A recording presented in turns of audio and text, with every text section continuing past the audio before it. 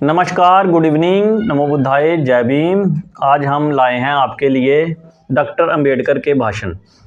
Gautam book centre द्वारा publish किए गए हैं ये भाषण।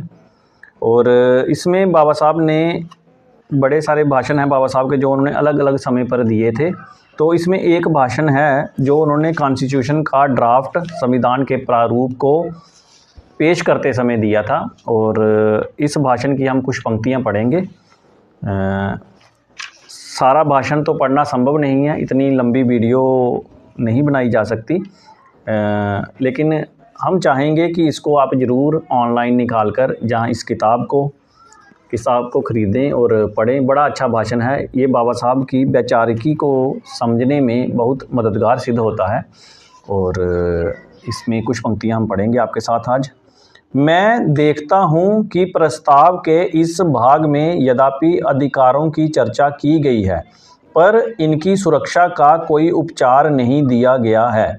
हम सभी इस बात को जानते हैं कि अधिकारों का कोई महत्व नहीं यदि उनकी रक्षा की व्यवस्था ना हो, ताकि अधिकारों पर जब कुठाराघात हो तो लोग उनका बचाव कर सकें। ऐसे उपचारों का भी इस प्रस्ताव में बिल्कुल अभाव है। इस सामान्य सिद्धांत का भी इसमें उल्लेख नहीं है कि नागरिक के जीवन और संपत्ति का तब तक अपहरण नहीं किया जाएगा जब तक कि कानून खूब जांच पड़ताल कर इसकी आज्ञा ना दे दे। प्रस्ताव में उल्लिखित मौलिक अधिकारों को भी कानून और सदाचार के अधीन रख दिया गया है।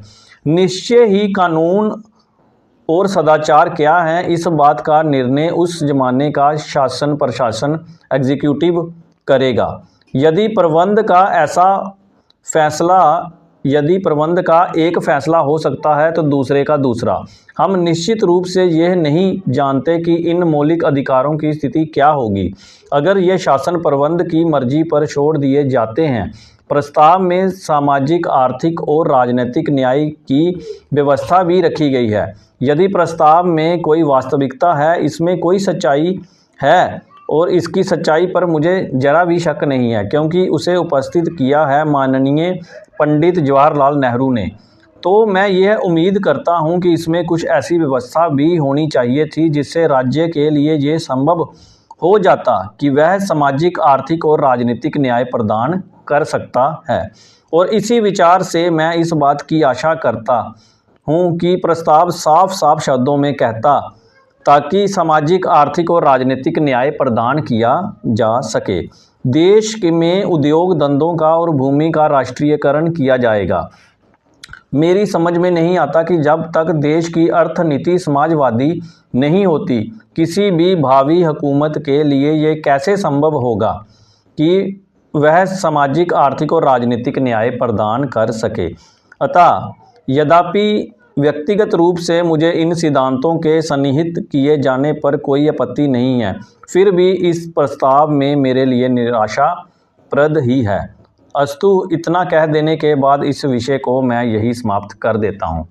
तो साथियों, ये कुछ पंक्तियाँ हैं जो मैंने पढ़ी, और इस भाषण में बाबा साहब ने नेहरू जी द्वारा प्रस्ताव पेश किया गया। उस प्रस्ताव पर बाबा साहब ने अपनी जो उनकी उस वक्त सबमिशंस थी, रिजर्वेशंस थी, उन्होंने कही हुई हैं कि और बाबा साहब अधिकारों को लेकर, उनकी सुरक्षा को लेकर अपनी चिंता व्यक्त कर रहे हैं। और साथ ही सामाजिक, आर्थिक, राजनीतिक न्याय की जो बात की गई है हमारे संविधान में, उसको एग्जैक्टली कैसे प्रदान किया जाएगा, कैसे लोगों को न्याय मिलेगा, इसकी क्लियर कट परिभाषा होनी चाहिए। ये बाबा साहब इस बात में कह रहे हैं और इस भाषण में कह रहे हैं। और ये बहुत ही अच्छा भाषण है बाबा साहब की विचारिकी को समझने में।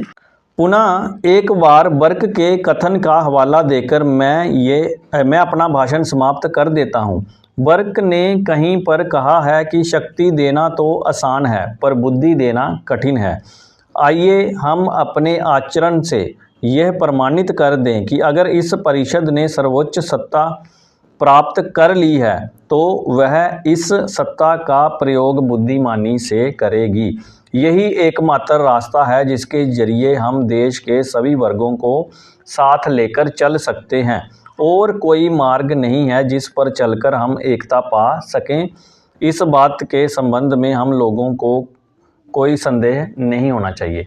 तो साथियों, ये भाषण था बाबा साहब का जो उन्होंने संविधान के प्रारूप को पेश करते समय दिया था।